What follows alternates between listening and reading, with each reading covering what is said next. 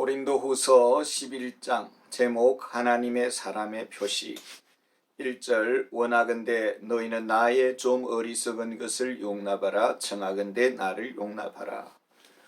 고린도 교회는 바울이 2차 선교 여행 중에 세웠습니다. 20개월의 참 수고를 통해서 교회가 개척이 되었습니다. 그러나 바울이 떠난 사이에 거짓 사도들이 고린도 교회 안에 침투하게 되고 또 고의적으로 교회를 삼키려고 했습니다. 고린도 교회는 영적으로 그렇게 강한 체질이 아닌 그런 저항력이 약한 교회였습니다. 그 내용을 고린도전서에 보면은 잘 알 수가 있습니다. 세상에서 건강한 교회가 선다는 것은 참 그렇게 쉬운 일은 아닌 것 같습니다. 바울은 고린도 교회 안에 침투한 거짓 사도들을 방치해 둘 수가 없었습니다. 영적 전쟁의 기본은 사실은 고린도 교회 성도들 자신들이 영적으로 무장해야 되는 것입니다. 교회 안에 거짓 사도가 누구인지를 스스로 분별할 수가 있어야 되는 것입니다. 뱀이 교회 안에 또아리를 들고 앉아서 이렇게 자리를 잡지 않도록 그렇게 교회가 자리를 내어주면 안 되는 것입니다. 바울은 사실은 고린도 후서는 거짓 사도에 대해서 남은 10에서 13장까지는 거짓 사도에 대해서 말을 하고 있는 것입니다.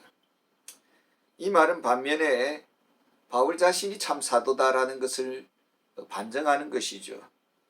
자칫하면 은근히 성도들의 귀에는 바울이 자기 자랑한다, 자기가 참 사도라는 것을 자랑한다라고 들릴 수가 있는 것이고, 우리 기독교 교양에 있어서는 자기 자랑이라는 것은 그렇게 덕스러운 모습은 아닙니다.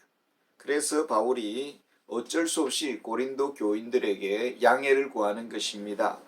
나의 참 좀 어리석은 것을 용납하라. 내가 나를 조금 자랑하는 듯이 보이는 것에 대해서 이해하면서 좀 들어달라.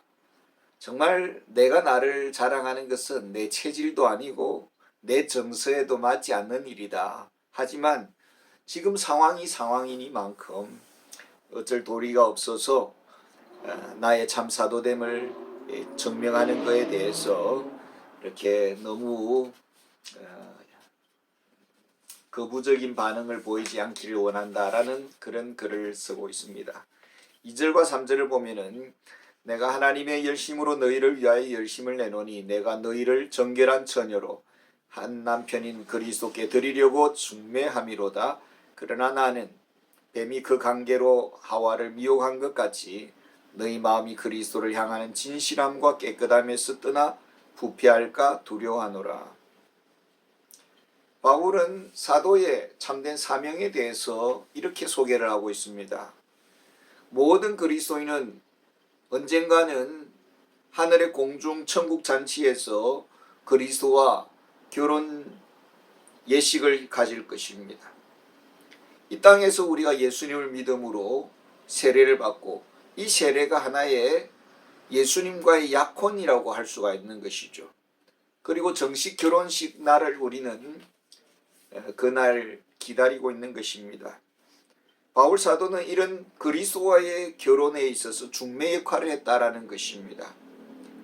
어찌 보면 바울은 영적인 아버지로서 고린도 교회가 거룩한 신부로 주님 앞에 서도록 하기 위해서 옆에서 노심초사 그를 지켜보고 바라보고 양육하고 있는 것입니다. 그런데 어느 날 날강도 같은 거짓 사도들이 나타나서 이런 거룩한 교회를 해방하고 또 정말 더럽히려고 그렇게 작정하고 덤비고 있는 것입니다. 사단과 악연을 맺도록 하기 위해서 중간에서 이렇게 방해를 놓는 것입니다. 그들의 거짓된 진리에 대해서 이렇게 말을 합니다. 4절에 만일 누가 가서 우리가 전파하지 아니한 다른 예수를 전파하거나 혹은 너희가 받지 아니한 다른 영을 받게 하거나 혹은 너희가 받지 아니한 다른 복음을 받게 할 때는 너희가 잘 용납하는구나. 거짓 사도들은 아주 교묘하게 거짓 진리를 포장해서 어떻게 진짜인 것처럼 그렇게 상품을 팔려고 했습니다. 너무나 교묘하고 교활하게 이렇게 속이기 때문에 정말로 가짜가 진짜인 것처럼 보인다라는 것이죠. 그래서 사도 바울은 거짓 사도들에 대해서 이렇게 그들의 정체를 폭로하고 있습니다. 14절 15절에 보면은 이것은 이상한 일이 아니니라. 사단도 자기를 광명의 천사로 가장하나니 그러므로 사단의 일꾼들도 자기를 의의 일꾼으로 가장하는 것이 또한 대단한 일이 아니니라. 그들의 마지막은 그 행위대로 되리라. 사탄은 거짓 사도들을 통해서 마치 늑대의 그 자신의 꼬리를 감추고 양의 탈을 쓰고는 교회 와서 가면 무대회를 하는 것입니다. 가장 친절한 척, 가장 고상한 척, 가장 지적인 척, 가장 높은 영적 경지의 사람처럼 위장을 하는 데는 카멜레온과 같다는 것입니다. 웬만한 사람들은 아무리 똑똑한 사람들도 다 속아 넘어가는 것이죠. 그래서 이단 집단 속에 수많은 똑똑한 젊은 그런 유명한 대학교의 젊은이들이 많이 들어가는 이유도 너무나 교활하고 교묘하기 때문인 것입니다. 미국의 한 유명한 이름을 대면은 그 사람 신뢰가 될 것 같아서 제가 말을 하진 않지만은 그 사람이 유명한 설교가입니다. 근데 그가 젊은 부목사 시절에 방송시설을 다루는 방송부에서 일을 했습니다. 그가 방송부에서 일을 하면서 목사님의 목회를 어떻게 하면 좋은 이미지로 나오도록 하게 할 수 있을까 이거에 연구를 많이 했습니다. 그리고 자신이 담임이 됐을 때는 아주 인기를 끄는 대스타가 되었고 유명해졌습니다. 근데 어느 날 어느 순간부터 그에 대한 비판적인 그런 메시지가 나오기 시작했습니다. 아주 복음을 신실하게 잘 선포하는 목사님의 입에서 그 목사님의 그에 대해서 잘못 비판적인 그런 발언이 나오게 되었습니다. 왜 그랬을까요? 외모는 번지르르하게 자기를 포장하는데 연구를 많이 했다라는 것입니다. 그러나 정작 그 젊은 날 복음의 깊이와 넓이와 높이에 대해서는 연구라 준비가 결핍된 것입니다. 그래서 그의 복음이 불량품으로 그 높으신 그 목사님이 볼 때는 판정을 한 것입니다. 그래서 사람들은 대체로 잘 모릅니다. 사단이 목표하는 바는 지옥 불구덩이입니다. 그래서 온갖 방법으로 교묘하게 교회들을 속여갑니다. 교회가 본질에서 벗어나서 타 종교와 대화의 장에 참여하면 그가 정말 지적인 사람인 것처럼 그렇게 착각을 하는 것입니다. 문화적인 그런 성교의 문을 활짝 열어서 평화를 운운하면서 잡다한 교리들을 허용하도록 그렇게 만듭니다. 그래서 만인구원이라는 거짓 진리라는 시궁창 흙탕물 속으로 교회를 빠지게 만드는 것입니다. 오직 구원의 유일한 길은 예수 그리스도와 참된 기독교를 버리도록 사단은 세계교회 협의회라는 이런 거창한 정치적인 이런 시스템을 만들어서 덫을 놓고 그리고 합법적인 방법으로 교회를 무너뜨리는 것입니다. 참된 하나님의 사람의 표식이 무엇입니까? 7절 8절에 보면은 내가 너희를 높이려고 나를 낮추어 하나님의 복음을 값없이 너희에게 전함으로 죄를 지었느냐. 내가 너희를 섬기기 위하여 다른 여러 교회에서 비용을 받는 것은 탈취한 것이라. 거짓 사도들은 바울을 물질적인 문제로 공격을 했습니다.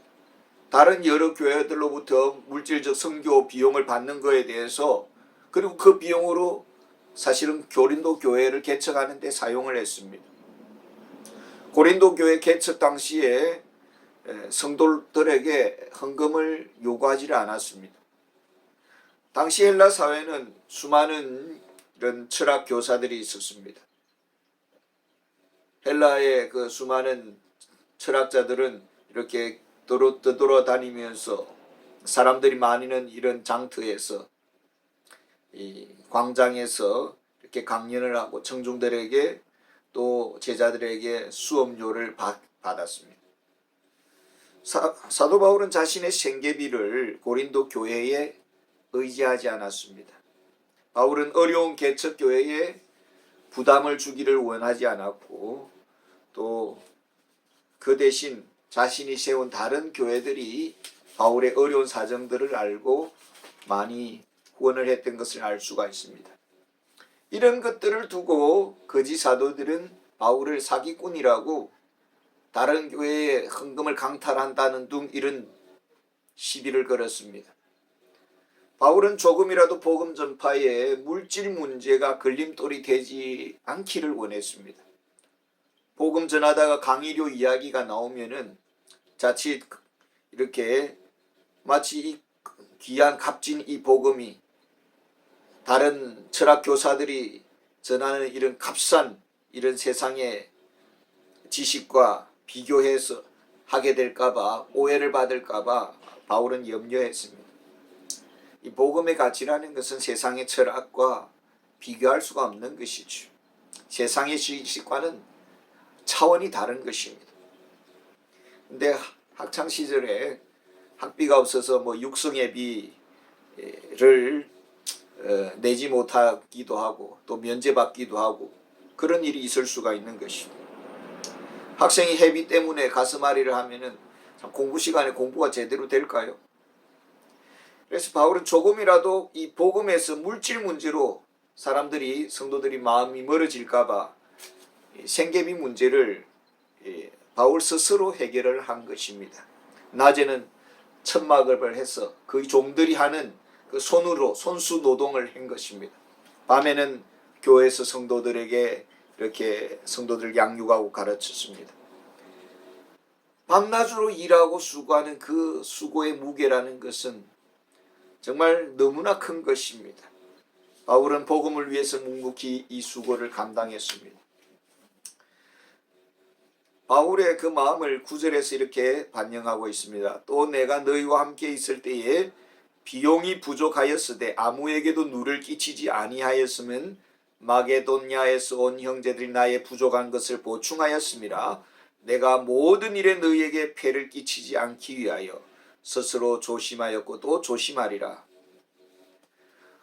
참 사도는 눈앞에 있는 그 이해득실에 대해서 마음을 내려놓았습니다. 사람 영혼을 살리는 이 일에 절대적인 가치를 두고 헌신을 했습니다. 물질적 계산, 이해타산의 밝은 목사라는 이런 오명에 대해서 너무나 혐오했고 경멸했습니다.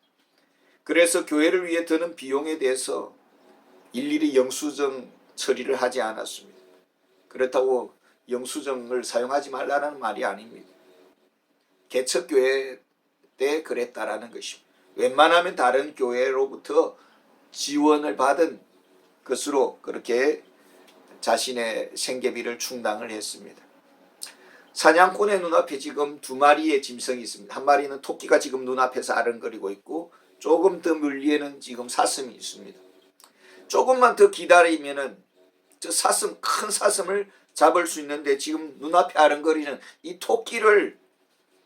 토끼에게 마음이 빠져가지고 더 큰 것을 놓쳐버리는 사냥꾼이라면은 어리석은 사냥꾼인 것입니다. 사소한 물질 문제로 영혼 구원에 대한 소중한 가치를 이렇게 포기한다면은 그것은 정말 어리석은 그런 사역자라고 볼 수가 있는 것입니다. 10절 11절 보겠습니다. 그리스도의 진리가 내 속에 있으니 아가야 지방에서 나의 이 자랑이 막히지 아니하리라. 어떠한 까닭이냐? 내가 너희를 사랑하지 아니함이냐? 하나님이 아시느니라. 거짓 사도들은 비방했습니다. 바울이 교회에서 물질적인 이런 청구서를 제출하지 않고 이렇게 하는 것은 사실은 깊은 의도가 있는데 그것은 성도들을 사랑하지 않기 때문이다. 사실 물질적인 이런 의무를 교인들에게 지음으로써 교인과 성도 사이에 더 깊은 관계가 형성이 되고 서로 책임지는 그런 자세를 가질 수가 있는 것이다. 그래야 교회가 제대로 돌아간다. 바울이 이런 상호 의무를 외면하는 것은 교회에 대해서 더 깊은 책임을 회피하려고 하는 것이다. 만약에 어떤 교회 안에 문제가 발생했을 때에 바울은 손 틀고 떠나면 되지만은 나중에 오는 다음 교역자는 이런 물질적인 문제에 상당한 부담을 가지게 되는 것이다. 이런 식으로 바울을 비방을 했던 것입니다. 사도 바울은 말합니다. 그리스도의 지식이 진리가 내 속에 내 몸에 체질화되어 있습니다. 주님과 나 사이에 그 진심, 그 진실을 주님이 아시고 내가 얼마나 교회를 사랑해서 그렇게 행동했는지를 주님이 다 아십니다. 나는 주님의 눈앞에서 헌신하고 있다는 것을 주님이 아십니다. 바울은 이렇게 자신을 변명하고 있습니다. 거짓 사도들은 바울이 교회에 비용을 청구하지 않는 것에 대해서 시비를 걸었는데 그 궁극적인 이유를 이렇게 더 깊은 이유가 있었습니다. 12절에 보면은 나는 내가 해온 그대로 앞으로도 하리니 기회를 찾는 자들이 그 자랑하는 일로 우리와 같이 인정받으려는 그 기회를 끊으려 함이라. 거짓 사도들의 관심은 오로지 물질에 있습니다. 거짓 사도들은 당당하게 청구서를 제시하고 넉넉하게 물질적인 지원을 보장받고 싶은 것입니다. 교회로부터. 근데 지금까지 사도 바울이 그런 관행을 이렇게 교회에 청구서를 내밀지 않는 그런 관행이 있었던 것이죠. 개척교회 하면서. 이런 것을 끊어버리고자 한다라는 것입니다. 우리는 바울처럼 이렇게 주먹구구식으로 목회를 하지 않길 원한다. 제대로 목회를 하려면은 교회가 목회적인 이런 비용을 보장해야 된다라는 그런 속뜻이 있었다라는 것입니다. 물론 긍정적인 측면에서 우리가 보면은 그 말도 일리가 있지만은 지금 바울이 말하고자 하는 것은 계산에 너무 발달하는 것입니다. 복음 전파, 영혼 구원에는 전혀 안중에도 없고 자기 배와 물질적인 번영과 부요를 보장받는 여기에만 관심이 있더라라는 것입니다. 또 하나 거짓 사도의 행태에 대해서 사도 바울은 고발을 하는 게 있습니다. 20절에 보면은 누가 너희를 종으로 삼거나 잡아먹거나 빼앗거나 스스로 높이거나 뺨을 칠지라도 너희가 용납하는도다. 거짓 사도들의 정말 예수님을 내면적으로 담지 않는 모습들을 여기서 그대로 볼 수가 있습니다. 어떤 민감한 사안이 교회에 일어났다고 합시다. 그리고 의견이 상충이 됩니다. 그리고 서로 의견이 일치가 되지 않고 잘 서로 수용되지 않습니다. 이럴 때 어떻게 해야 됩니까? 말로서 설득할 수 있는 길을 찾아야 됩니다. 어떻게 하면은 상대방이 기분 나쁘지 않게 좋게 받아들일까? 기왕이면은 좋게 말을 하고 기분 좋게 문제를 풀어가야 하는 것입니다. 그럼에도 고집을 꺾지 않습니다. 자기 주장이 완강합니다. 이럴 때는 하나님의 뜻이 어디 있을까를 깊이 생각할 수 있어야 됩니다. 나만 하나님의 사람이 아니고 상대방도 하나님의 사람이라는 것을 인정을 하고 하나님의 뜻을 생각하면서 상대방에 대해서 기다려줄 수가 있어야 되는 것이죠. 거짓 사도들은 그러지 않았다라는 것입니다. 서로 이해가 충돌됩니다. 그러면 설득하지 않습니다. 공갈, 협박, 물리력으로 문제를 해결하려고 했습니다. 우격다짐으로 폭력적인 위협을 가해서 상대방을 꺾으려고 했다라는 것입니다. 말보다는 주먹이 앞서고 대화보다는 일방적인 고함 소리가 하늘을 찌릅니다. 이렇게 됐을 때 이미 게임은 끝난 것입니다. 나는 하나님의 사람이 아닙니다라는 것을 천명하는 것입니다. 왜 우리 기성세대들이 공산주의를 몹쓸이 치도록 거부합니까? 저들은 목적을 위해서는 수단 방법을 가리지 않기 때문입니다. 목적을 위해서라면 폭력이나 거짓말은 정당화시킵니다. 최고의 거짓말들이 공산주의 사회에서 모두 나오는 것입니다. 나치 시대의 괴펠트라는 그런 장교는 거짓말의 천재였습니다. 그가 히틀러의 참모로서 온 국민을 속였던 것입니다. 사도 바울은 참 사도의 표식에 대해서 명확하게 오랜 문장으로 열거하고 있습니다. 23절에서 27절까지 바울의 고난의 삶을, 여정들을 역력하게 낱낱이 기록하고 있습니다. 한번 읽겠습니다. 그들이 그리스도의 일꾼이냐 정신없는 말을 하거니와 나는 더욱 그러하도다. 내가 수고를 넘치도록 하고 옥에 갇히기도 더 많이 하고 매도 수없이 맞고 여러 번 죽을 뻔하였으니 유대인들에게는 40에 하나 감한 매를 5번 맞았으며 3번 태장으로 맞고 1번 돌로 맞고 3번 파선하고 1주야를 깊은 바다에서 지냈으며 여러 번 여행하면서 강의 위험과 강도의 위험과 동족의 위험과 이방인의 위험과 시내의 위험과 광야의 위험과 바다의 위험과 거짓 형제 중에 위험을 당하고 또 수고하며 애쓰고 여러 번 자지 못하고 줄이며 목마르고 여러 번 굶고 춥고 헐벗었노라. 사도행전에 보면 이런 내용들을 낱낱이 기록을 하고 있습니다. 대개철의 이거를 보면은 근대 세계 선교 개척 시기에 우리 선교사님들의 생애 속에 이런 모습들을 많이 볼 수가 있습니다.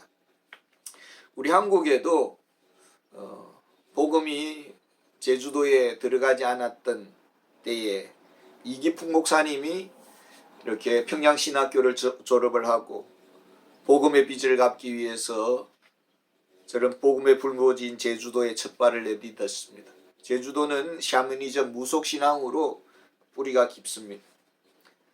무속인들을 인간 문화재로 나라가 이렇게 먹여 살리고 있습니다. 세계 어디를 가나 복음이 전가되지 않는 그런 원시족들 속에는 이런 아주 무속적인 그런 신앙이 강한 것입니다. 한 번은 시골에서 이렇게 깊은 동굴에 이런 아주 아나콘다와 같은 거대한 구렁이가 딱 자리를 틀고 다리를 틀고 있는 것입니다. 그리고 그 구렁이가 그 마을의 신처럼 숭배를 받고 있는 것입니다. 마을 사람들은 매년마다 그 구렁이에게 처녀를 산제물로 바치는 것입니다. 이기풍 목사님이 이런 악습을 보면서 그냥 묵과할 수가 없어서 그 처녀를 구하기 위해서 동굴에 들어갑니다. 처녀가 그 제단 위에 이렇게 놓여 있고 구렁이가 저 깊은 속에 들어가 있습니다. 이기풍 목사님이 구렁이와 뒹굴면서 이렇게 싸우는 그런 장면이 있습니다. 그 내용 속에는 사도 바울 당시의 선교 여행 중에 얼마나 많은 참 어처구니 없는 일들이 많이 일어났겠습니까? 말로 다 표현할 수가 없는 것입니다. 왜 이런 고난의 길을 걸어가야 되는 것입니까? 주님께서 우리의 영혼을 구원하기 위해서 십자가의 사지로 이 세상에 오셨습니다. 그렇기 때문에 진정한 하나님의 사람의 표식은 거짓 사도들이 말하는 세상적인 스펙이 아니라 고난이 그의 배지인 것입니다. 그의 삶 속에 그리스도의 고난의 흔적이 있느냐, 이것이 참된 사도의 표지라는 것을 바울은 지금 증거하고 있는 것입니다. 참 사도는 복음을 위해서 목숨을 내놓아야 되는 것입니다. 날마다 사는 것이 오늘이 자신의 생의 마지막인 것처럼 예수의 죽음을 자기의 몸에 짊어지고 살아갔다라고 바울은 고백하고 있습니다. 복음을 위해서라면 자신의 생명도 조금도 귀한 것으로 아까이 여기지 않는다라고 했습니다. 거짓 사도들은 위기의 순간이 오면은 또 짐을 지어야 되고 책임을 지는 시간이 오면은 다 도망가 버립니다. 피합니다. 그저 위로받고 누리고 즐기고 남의 박상 빼앗는 데만 혈안이 되어 있는 것입니다. 사도 바울은 참 사도의 표식을 이렇게 보여주고 있습니다. 28절 29절입니다. 이 외에 일은 고사하고 아직도 날마다 내 속에 눌리는 일이 있으니 곧 모든 교회를 위하여 염려하는 것이라. 누가 약하면 내가 약하지 아니하니 누가 실족하게 되면 내가 애타지 아니하더냐. 제가 신대원 다니던 시절에 총신신대원의 이제 최모 교수님이 사실 교회를 개척을 하고 있었습니다. 교육 전도사로 섬기는 동료 신학생이 제가 이제 기숙사에 있을 때 찾아왔습니다. 그리고 이런저런 이야기를 하는데 그 최 교수님에 대해서 그간 있었던 이야기를 해주는 것입니다. 한 번은 그 동료 신학생이 기도 제목이 있어서 서울 근교에 기도원으로 갔습니다. 그리고 교수님께 전화를 했습니다. 교수님, 지금 제가 기도원에 와 있습니다. 뭐 기도 제목이 있어서 왔습니다. 교수님도 기도 좀 해주십시오. 그랬는데 몇 시간 후에 교수님이 그 기도원에 직접 찾아온 것입니다. 그리고 밤새도록 그 형제 옆에서 같이 기도해 주었다라는 그런 이야기를 하는 것입니다. 저희들은 그걸 들고 다들 막 입이 확 벌어지고 너무 감동을 받았습니다. 국가가 큰 재난을 당하거나 어려울 때에 우리 국민들은 지도자를 바라봅니다. 그리고 지도자의 그 모습 속에 국민에 대한 그 안타까운 마음을 우리 국민들은 사실은 은근히 보고자 하는 것입니다. 우리 대통령이 참 이 일로 인해서 너무 고민을 하고 마음을 아파하는구나, 이런 모습을 보면은 우리 한국 사람들은 너무 착해가지고 다 넘어갑니다. 용서해 줍니다. 근데 먼 산 구경하듯이, 불구경하듯이 그 시간에 내가 뭘 했는지 그건 기밀상이야, 알 필요 없어, 이런 식으로 하고 한다면은 백성들은 슬픔을 넘어서 분노를 넘어서 그 자리에서 물러나라고 성토하는 것이죠. 거짓 사도들은 교회 성도들의 아픔에 대해서는 아랑곳하지 않습니다. 오로지 자기 물질과 자기 명예를 높이는 데만 참 혈안이 되어 있었습니다. 바울은 한 가지 더 하나님의 사람의 표식을 이렇게 언급하고 있습니다. 30절에서 33절입니다. 내가 무덤불 자랑할진대 내가 약한 것을 자랑하리라. 주 예수의 아버지 영원히 찬송할 하나님이 내가 거짓말 아니하는 것을 아시느니라. 다메섹에서 아레다 왕의 고관이 나를 잡으려고 다메섹 성을 지켰으나 나는 광주를 타고 들창문으로 성벽을 내렸가 그 손에서 벗어났노라. 사실 이 글을 보면은 좀 주의 사자로서 좋은 모습이 아닙니다. 도망다니고 피해 다니고 쫓겨 다니고 광주리에 타고 이렇게 몰래 밤에 도망 나오는 이런 모습들은 하나님의 이 사자로서의 위험이 서지 않는 모습이죠. 어느 참 훌륭한 우리 한국에 무도인이 있었습니다. 그가 하는 말이 자신은 싸움에서 패하고 장애인으로 남을까봐 그것이 두렵다, 이렇게 했습니다. 인간의 내면 속에 좋게 보이고 싶은 마음, 위험스럽고 참 대단하다라는 그런 소리를 듣고 싶은 것이죠. 근데 지금 바울은 전혀 이런 좋은 모습을 기록해 주고 있지 않습니다.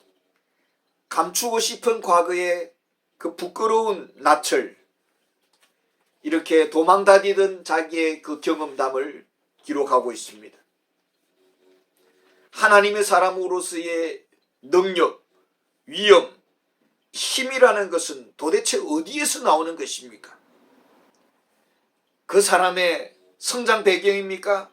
그 사람의 인격입니까? 그 사람의 실력입니까? 그 사람의 내공입니까? 우리 인생은 매 순간 하나님이 우리를 지켜주지 아니하고 도와주지 않는다면은 우리에게서 나오는 것은 아무것도 없다라는 것을 천하의 사도 바울이 우리에게 지금 보여주고 있는 것입니다. 우리의 모든 순간순간 주님의 은혜, 주님의 도우심, 주님의 돌보심, 주의 사랑 안에서 우리는 생존하고 있다라는 것입니다. 범사의 주님 앞에 간구해야 되고 범사의 하나님의 긍휼을 구해야 하는 것이 우리의 삶이다라는 것입니다. 우리 안에 비축해 둔 그 무엇은 아무것도 없습니다. 너무 세상적인 스펙, 배경들을 자랑하지 말기를 바랍니다. 매 순간 하나님께 매달려야 살아갈 수 있는 것이 우리의 삶의 생존 방법입니다. 이런 겸손한 자세가 진정으로 하나님의 사람의 표식이다라고 바울은 지금 말을 하고 있는 것입니다. 감사합니다.